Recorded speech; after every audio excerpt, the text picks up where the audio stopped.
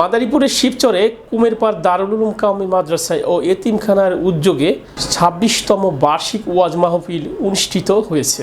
শিবচর প্রতিনিধি জানান, আজ বাদ আসর থেকে শুরু হয়ে চলে গভীর রজনী পর্যন্ত। মাহফিলের প্রধান অতিথি হিসেবে উপস্থিত ছিলেন জামিয়াতুস সুন্নাহ মাদ্রাসার মুহতামিম ও সাইকুল হাদিস আলাজ হযরত মাওলানা মুফতি নিয়ামতুল্লাহ আল ফরিদি সাহেব।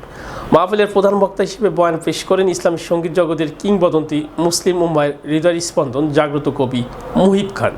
বিশেষ অতিথি হিসেবে বয়ান করেন আন্তর্জাতিক খ্যাতিসম্পন্ন মুফাসসির কুরআন মুফতি সাইদ আহমেদ কলরব ঢাকা। আরও বয়ান করেন মাওলানা রাকিবুল ইসলাম ফারুকি, খতিব খেজুরবাগ কেন্দ্রীয় জামে মসজিদ। মাহফিলে সভাপতিত্ব করেন হাজি আবুল বাশার মৃধা ও হাজি আব্দুর রব ফরিদি। মাহফিলের আরজ গুজার অত্র মাদ্রাসার মুহতামিম মুফতি নূর আলম মাদানী। নিয়ে যাব না, কারা কারা রাজি আছেন দুই হাত তুলে দেখান।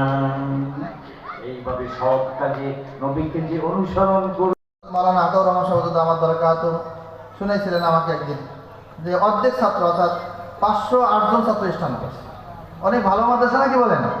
বলি আলহামদুলিল্লাহ। আমাদের কুমেরপুর মাদ্রাসা এখানে তো ছাত্র কম, আবার পরীক্ষায় যারা অংশগ্রহণ করছে তাদের সংখ্যাও কম। এখানে যদি 5 জন স্থান করে থাকে, তা আমাদের এখানে তো কি হয়েছে, মোট শিক্ষার্থীর বা পরীক্ষার্থীর অর্ধেক কি করছে, স্থান করছে কিনা? ওটা অনেক বেশি ছাত্র, ওখানে অনেক অংশগ্রহণ করছিল, তারা অর্ধাধিক স্থান করছে। আপনাদের এখানে অংশগ্রহণ করছে 10 জন, তার মধ্যে যদি 5 জন স্থান করে থাকে খারাপ করে না, কি বলেন? আলহামদুলিল্লাহ।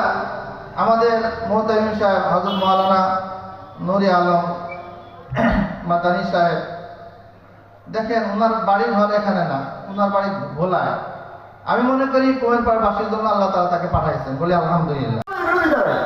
মাজারে যাওয়া কাম চলে, গাঁজা খাওয়া হয়, এর বিরোধিতা আমাদের সাথে। সুতরাং সেজদা যদি দেওয়া লাগে কোনো মাজারে নয়, বাবার কদমে নয়, তাজিমে সেজদা বলতে সমাজে কিচ্ছু নাই, ইসলামে কিচ্ছু নাই। সেজদা যদি দেওয়া হয় অসজুদ ওয়াক্তারিব, ইমানদার সেজদা দিবে আল্লাহর কাছে, আর নিকটবর্তী হবে আল্লাহ। কোনো বাবার কাছে পীরের কাছে সেজদা দেওয়া যাবে? পীরগিরিয়ার মাজার পূজা চলছে দেশটা জুড়িয়া, শিরকি আর ভণ্ডামিতে দেশটা গেছে ভরিয়া, গাজার কলগিটার মারিয়া, গাজার কলগিটার মারিয়া দেখায় খাজার শাহ।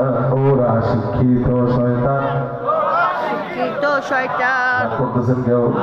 ওরা শিক্ষিত শয়তান, ওরা শিক্ষিত শয়তান। যেখানে যাই ভেজালেতে ভরে গেছে দেশটায়, ব্যবসায়ীরাও রাতারাতি কালো টাকায় হাত রাখায়। বিয়ের দাম যদি 10 টাকা তো 16 টাকা নেয়, আঙুল ফুলে কলা গাছতে হবেই। ভেজাল থেকে বাঁচতে হলে, ভেজাল থেকে বাঁচতে হলে খোলা রাখো কার। ওরা শিক্ষিত শয়তান, ওরা শিক্ষিত শয়তান, ওরা শিক্ষিত শয়তান, ওরা শিক্ষিত শয়তান। ঠিক না?